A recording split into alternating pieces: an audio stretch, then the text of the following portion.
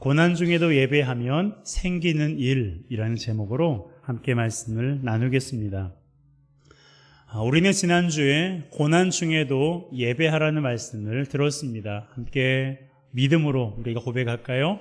고난 중에도 예배하라. 그렇습니다. 고난 중에도 예배해야 된다라는 말씀을 하나님께서 지난주에 우리에게 하셨어요. 이것은 하나님께서 욥을 통해서 우리에게 하신 말씀인데요. 욥은 하루아침에 10명의 자녀를 잃고 전 재산과 자신의 건강을 잃었습니다. 그럼에도 불구하고 그는 하나님을 예배했어요. 어떻게 예배했는지 다시 한번 해당 구절을 읽겠습니다. 욥기 1장 21절입니다. 함께 읽습니다. 이르되 내가 모태에서 알몸으로 나와 싸운즉 또한 알몸이 그리로 돌아가올지라 주신 이도 여호와시오 거두신 이도 여호와시오니 여호와의 이름이 찬송을 받으실 징이이다 하고 아멘. 이것은 욥이 고난 당한 직후에 하나님께 했던 고백이에요. 그는 그렇게 끔찍한 일을 당했음에도 불구하고 하나님의 주권을 인정했습니다. 자녀를 주신 분이 하나님이시니 자녀를 데려가신 분도 하나님이십니다. 재산을 주신 분이 하나님이시니 재산을 거두어 가신 분도 하나님이십니다. 건강을 주신 분이 하나님이시니 건강을 가져가신 분도 하나님이십니다. 라고 고백했습니다. 이렇게 하나님의 주권을 인정하며 땅에 엎드려 하나님을 예배했습니다. 여러분, 이것이 우리가 하나님께 드리는 참된 예배입니다. 고난 중에 드려야 할 참된 믿음의 고백이에요. 함께 모여드리는 예배만 예배가 아니라 고난 중에 하나님의 주권을 인정하며 드리는 삶의 예배, 그 또한 예배입니다. 그러므로 함께 모여드리는 예배도 힘을 다해 드리시고 삶으로 드리는 예배도 힘을 다해 드리시는 우리 모두가 되시길 바랍니다. 그런데요, 고난 중에 예배하는 것이 생각처럼 그리 쉬운 일은 아닙니다. 지난주에도 말씀드린 것처럼 사람은 고난을 만나면 본능적으로 누군가를 원망하기 마련이에요. 누구 때문에, 무엇 때문에 라며 원망의 대상을 찾습니다. 거기에서 한 걸음 더 나아가면 원망의 그 대상을 하나님께로 향하게 돼요. 내가 고난당할 때 하나님은 뭘 하고 계셨냐고. 하나님이 나를 사랑하시면 어떻게 나에게 이런 일이 있을 수 있냐라며 하나님을 원망합니다. 이렇다 보니 고난 중에 예배해야 되지만 고난 중에 예배하는 것이 쉬운 일은 아니에요. 하지만 쉽지 않은 이것을 우리는 해야 됩니다. 쉽지 않지만 너무너무 힘들고 어려운 일이지만 그래도 우리는 해야 돼요. 하나님을 원망하는 마음이 목구멍까지 차 올라와도 그걸 입 밖으로 꺼내서는 안 돼요. 그러면 지는 거예요. 하나님을 원망하라고, 하나님을 저주하라고 우리를 부추기는 사탄에게 지는 겁니다. 여러분, 자존심이 있지 사탄에게 져서 되겠어요? 하나님의 자녀가 사탄에게 지면 안 되잖아요. 무슨 일을 만나든지 결단코 하나님을 원망해서는 안 돼요. 오히려 뭘 해야 돼요? 뭘 해야 됩니까? 하나님을 예배해야 돼요. 하나님을 원망하고 싶은 그 마음이 여기까지 차 올라와도요, 그것을 입 밖으로 꺼내기보다 그럼에도 불구하고 하나님을 예배해야 돼요. 주신 이도 하나님이시요 거두신 이도 하나님이십니다 라고 하나님의 주권을 인정하며 하나님을 예배해야 합니다. 그렇게 하면 좋은 일이 일어나거든요. 사탄에게 지지 않고 하나님의 주권을 인정하며 하나님을 예배하면 반드시 반드시 좋은 일이 일어나요. 하나님이 욥을 통해서 그걸 우리에게 보여주시는 거예요. 그렇다면 고난 중에도 하나님을 예배할 때 어떤 좋은 일이 우리에게 일어날까요? 바로 잃어버렸던 것을 회복해 되는 그 기쁨을 누리게 됩니다. 여러분, 욥이 고난당하기 전에는요, 동방에서 가장 큰 부자였어요. 그런데 하루아침에 그걸 다 잃어버린 거예요. 하지만 고난 중에도 하나님의 주권을 인정하며 예배했더니 어떤 일이 일어났어요? 하나님께서 그의 재산을 이전보다 갑절이나 더하셨어요. 자, 욥기 42장 10절입니다. 함께 읽습니다. 욥이 그의 친구들을 위하여 기도할 때에 여호와께서 욥의 곤경을 돌이키시고 여호와께서 욥에게 이전 모든 소유보다 갑절이나 주신지라. 이전에도 가장 큰 부자였는데 고난 후에 하나님의 주권을 인정하며 예배했더니 하나님께서 갑절이나 복을 주신 거예요. 정말 딱 2배를 주셨습니다. 성경에 보니까 고난 전에는 욥이 양이 7,000마리였거든요. 그런데 고난 후에 보니까 양이 14,000마리예요. 낙타가 3,000마리였는데 6,000마리를 주셨고, 소는 500결이었는데 1,000결이를 주셨고, 암나귀는 500마리였는데 1,000마리를 주셨어요. 정확하게 갑절로 하나님께서 주신 것입니다. 말이 갑절이지, 여러분 생각해 보세요. 하루아침에 전 재산을 잃어버렸을 때 욥이 다시 자신의 재산을 회복할 수 있을 거라고 생각이나 했을까요? 더구나 재산이 2배나 늘어날 거라고는 상상조차 하지 못했을 거예요. 그런데 상상도 못했던 일이 현실이 된 겁니다. 여러분, 상실의 아픔은요, 굉장히 커요. 너무나 커서 삶을 포기하고 싶을 만큼 괴롭고 고통스러워요. 그런데 하나님은 우리가 다 잃어버렸다고 생각하는 것도 다시 회복시킬 수 있는 유일한 분임을 기억하시기 바랍니다. 내가 다 잃어버리고 다 나를 떠나고 아무것도 나에게 없다고 여겨지는 상황 가운데서도요, 하나님은 희한하게 다시 회복시켜 주세요. 다 떠났다고 생각했는데 사람을 붙여주시고, 다 잃었다고 생각했는데 하나님이 회복시켜 주세요.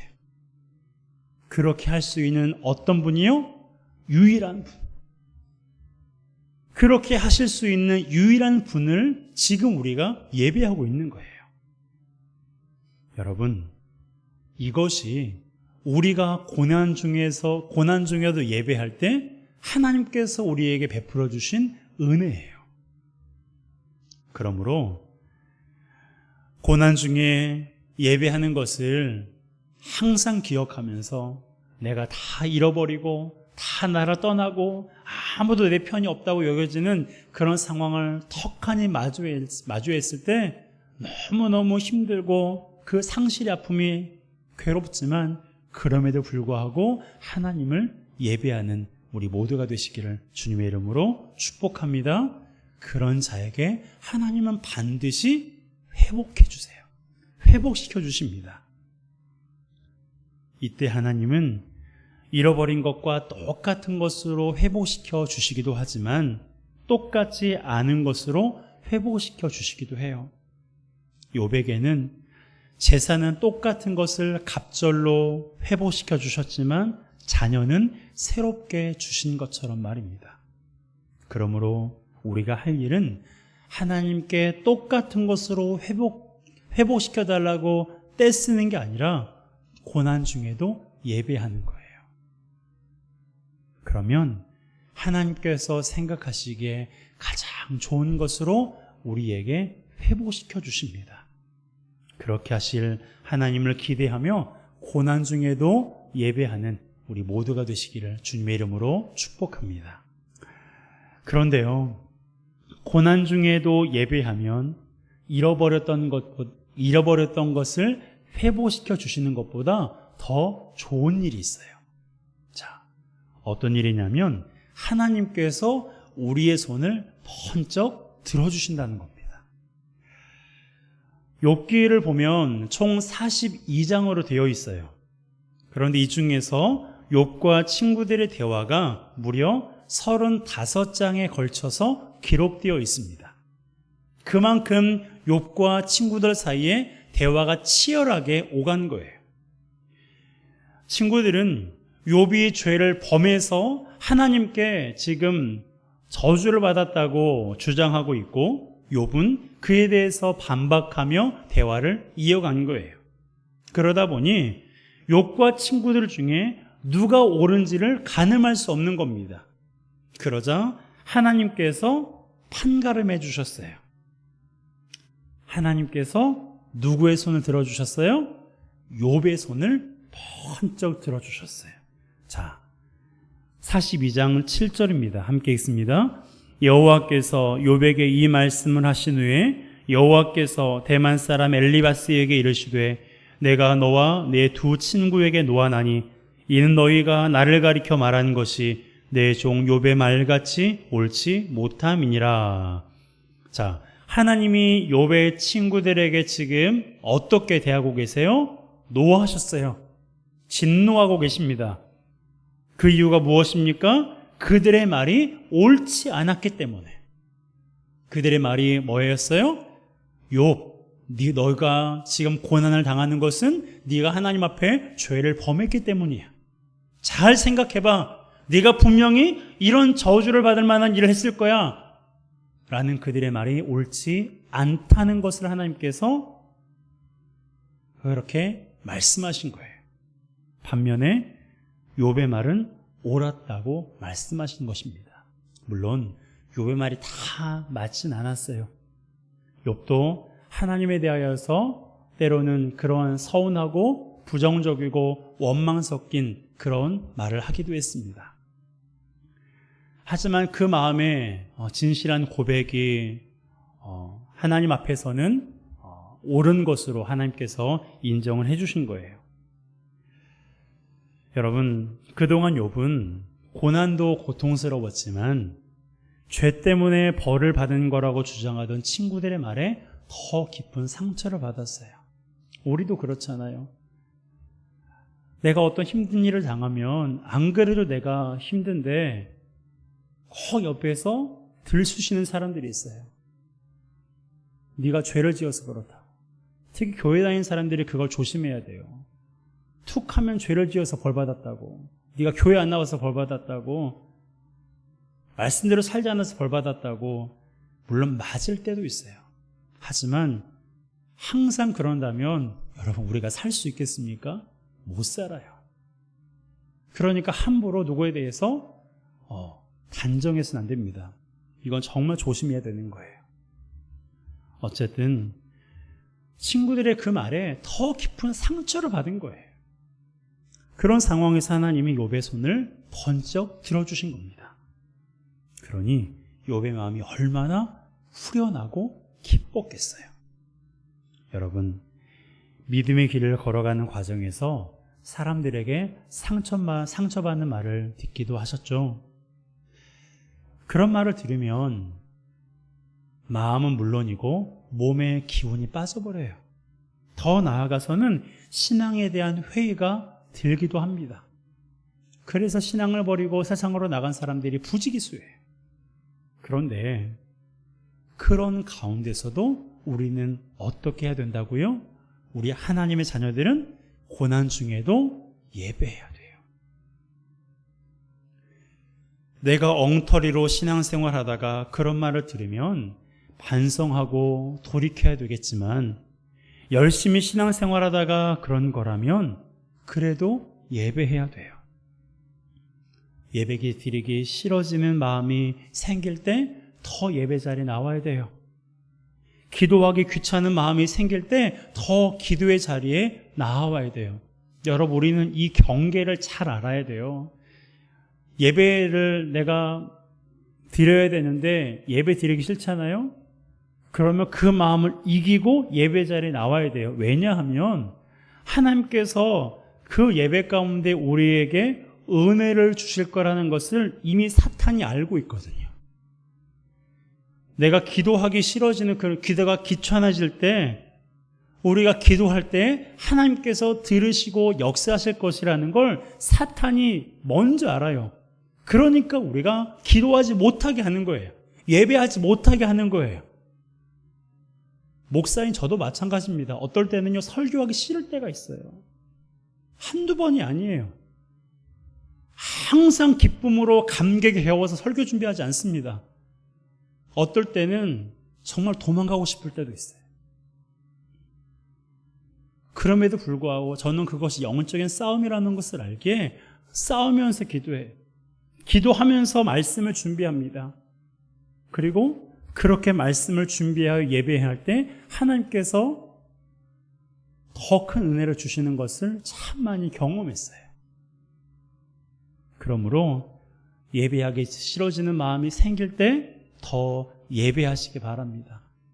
기도하기가 귀찮은 마음이 생길 때 더 기도의 자리에 나아가시기를 주님의 이름으로 부탁드립니다. 여러분, 그렇게 할 때 하나님께서 우리의 손을 들어주시는 거예요. 네가 잘했다고, 네가 옳았다고, 네가 옳은 일을 한 것이라고 하나님께서 우리의 손을 번쩍 들어주시는 것입니다. 그러므로 고난 중에도 예배하시기 바랍니다. 누가 뭐라 해도 내가 믿음의 길을 걷고 있고 내가 하나님 앞에서 어떤 큰 죄를 범한 것이 아니라면 믿음의 길을 걸어가다가 고난을 만나더라도 예배하는 우리 모두가 되시기를 주님의 이름으로 축복합니다. 그래서 결국엔 우리의 손을 번쩍 드셔서 우리를 비난하고 우리 믿음의 길을 가볍게 생각하는 그 마음, 그 사람들의 마음을 부끄럽게 하는, 그러한 부끄럽게 하시는 하나님을 경험하시기를 바랍니다. 그런데요, 고난 중에도 예배하면 하나님께서 잃어버린 것을 회복시켜 주시는 것을 경험하기도 하고 우리의 손을 들어주시는 그 후련하고 기쁨을 경험할 수도 있어요. 그런데 그것보다 더 좋은 게 있어요. 그것보다 어떤 게 있다고요? 더 좋은 게 있어요. 이전에 회복되는 것, 그리고 우리의 손을 들어주는 것, 이것과는 비교도 되지 않는 더 좋은 것이 있어요. 이것을 오늘 여러분과 함께 좀 나누고 싶어요. 그게 뭐냐면 지금보다 하나님을 더 깊이 구체적으로 알게 된다는 거예요. 욥과 친구들이 오랜 시간 동안 대화를 하는 동안 하나님은 침묵하고 계셨어요. 하나님은 그들의 대화를 다 듣고 계셨습니다. 그러다가 침묵을 깨시고 욥에게 말씀하기 시작하셨는데 4장에 걸쳐서 하나님의 당신에 관해서 욥에게 말씀하셨어요. 욥이 그 말씀을 경청했습니다. 그리고 나서 하나님이 하신 말씀에 공감하면서 그가 이렇게 고백해요. 5절입니다. 함께 읽습니다. 내가 주께 대하여 귀로 듣기만 하였사오나 이제는 눈으로 주를 배웁나이다. 아멘. 다시 한번 고백합니다. 시작. 내가 주께 대하여 귀로 듣기만 하였사오나 이제는 눈으로 주를 배웁나이다. 아멘. 그렇습니다. 욥은 이 고난의 시간을 통해서 하나님을 눈으로 보았어요. 눈으로 보았어요. 물론 직접 하나님을 보았다는 말이 아니에요. 하나님을 보면 죽습니다. 그래서 우리는 하나님 볼 수가 없어요. 이것은 하나님을 더욱 구체적이고 깊이 알게 되었다는 거예요. 그전에는 몰랐느냐? 아니에요. 욥기 1장 1절을 보세요. 욥이 얼마나 멋진 사람이었는지. 그걸 보면서 항상 저는 도전을 받아요. 하나님, 저도 이런 사람 되고 싶어요. 하나님, 저도 하나님 앞에서 욥처럼 이런 사람으로 인정받고 싶어요. 라는 그런 마음으로 기도합니다. 욥은 그런 사람이었어요. 그런데 이 고난 후에 그가 뭐라고 고백해요? 내가 귀로 듣게만 했는데 이제는 고난을 통해서 내가 눈으로 주를 배웠습니다 라고 고백했어요. 하나님을 더 많이 알고 더 깊이 알고 더 구체적으로 하나님을 알게 된 거예요. 그러니까 어떤 일이 일어납니까? 이전에는 자신의 생일을 막 저주했어요. 내가 왜 태어났고, 왜 나의 어머니가 나를 낳았고, 뭐 그런 자신에 대해서 막 저주를 퍼부어요. 자신에 대해서. 그리고 왜 내가 고난 당했는지 하나님 말씀해 달라고. 그것에 대해서 욥이 굉장히 큰 그런 고민을 많이 합니다. 그런데요, 하나님께서 그에게 말씀하셨잖아요. 드디어 침묵을 깨고 말씀하셨잖아요. 그러면 욥이 가장 먼저 뭘 물어봐야 돼요? 하나님, 왜 제가 고난당했어요? 왜 저에게 이런 고난을 허락하셨어요? 라고 먼저 물어봐야 되잖아요. 그런데 욥기를 쭉 읽어봐도요, 아무리 잘 읽어봐도 하나님께 자신이 왜 고난당하는지에 대해서 물어보질 않았어요. 오히려 내가 나의 입을 가리겠습니다. 내가 입을 가리겠습니다. 아무 말도 하지 않겠습니다라고 하나님 앞에 고백했어요.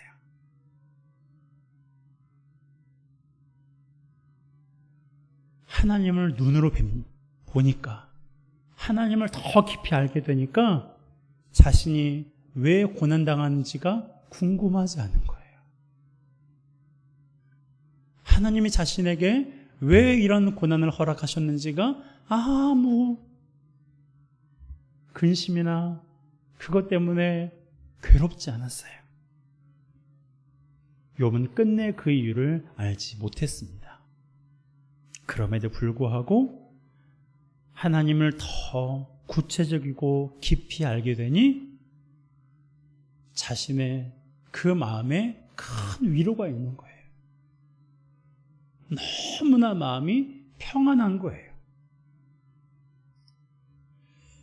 여러분, 놀랍지 않으세요? 자식들을 잃고 전 재산을 잃어버렸는데 하나님을 더 깊이 아니까 마음이 위로가 돼요. 그렇게 마음이 분이 많이 나고 원망스러운 마음도 있고 그랬던 마음이 정말 잔잔한 바다처럼 평온해진 거예요. 여러분, 이것이 고난 중에도 우리가 하나님을 예배해야 되는 궁극적인 이유예요. 가장 좋은 것입니다. 잃어버린 것이 회복되는 것도 좋은 일이고, 나를 비난하고 손가락질하는 사람들 앞에서 내 앞에 상을 베풀어 주시고 내 손을 들어주시는 것도 좋은 일이지만, 더 좋은 일은 하나님을 더 구체적이고 더 깊이 알게 된다는 사실. 그것이 우리의 마음의 위로가 되고 평안이 되고 우리 삶의 소망이 되는 것입니다. 여러분, 살아가면서 별의별 일을 다 겪어오셨죠?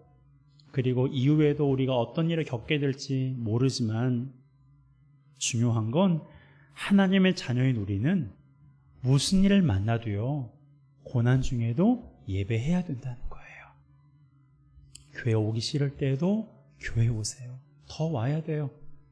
기도하기 싫을 때가 있어요. 그건 기도할 때라는 신호예요. 말씀에 순종하기 싫을 때가 있어요. 그건 말씀에 순종해야 되는 때예요. 하나님의 은혜를 부어주시려는 그때 사탄이 방해하는 거거든요. 여러분, 고난 중에 예배해서 잃어버린 것을 회복하시는 하나님을 경험하고 우리의 손을 들어주신 하나님을 경험하고 하나님을 더 구체적이고 더 깊이 알게 되기를 주님의 이름으로 축복합니다. 그러므로 마음이 상한 일이 있고 화가 나는 일이 있고 속상하는 일이 있고 소망을 다 잃어버리는 것처럼 생각되어지는 일이 있더라도 하나님을 예배하는 우리 모두가 되시기 바랍니다.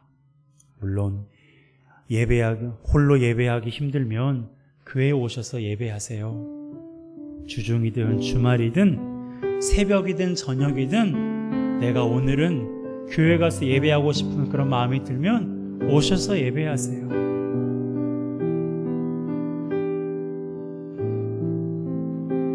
제가 가끔씩 얘기하지만 우리 허춘열 집사님이 그런 마음이지 않았을까라고 조심스럽게 생각해봐요. 집사님과 깊은 대화는 해보지 않았지만 제가 알기로는 허 집사님께서 회원교회 나오시면서 수요 예배는 거의 안 오셨대요. 그런데 어쩐 일로 그날따라 오셨어요. 너무나 반갑게 함께 예배 전에 기도도 하고 예배도 드리고 집사님 금요일날 만나요. 금요일은 항상 오셨거든요. 그런데 그것이 마지막 순간이었어요. 천국에서 우리 집사님을 만나면 한번 물어보고 싶어요. 그때 어떤 마음으로 수요예배 왔냐고. 어쩌면 하나님께서 우리에게 예배하고 싶은 마음을 주실 때, 기도하고 싶은 마음을 주실 때, 누군가에게 전화하고 싶고 오늘은 누구를 한번 좀 만나고 싶은 그런 마음을 주실 때 여러분 그 마음을 물리치지 마세요. 하나님께서 우리에게 은혜를 주시려고, 우리에게 복 주시려고 그러한 마음들을 주신 거예요. 그러므로 어떠한 상황을 만나든 어떠한 고난을 만나든 하나님을 예배하는 우리 모두가 되시길 바랍니다. 여러분, 하나님을 예배하는 것은 멈추어서는 안 돼요. 기쁠 때는 물론이고 고난 중에도 삶의 문제와 위기 앞에서도 하나님을 항상 예배하는, 그래서 하나님을 더 구체적이고 더 깊이 알게 되는 그 은혜를 누리시기를 주님의 이름으로 축복합니다.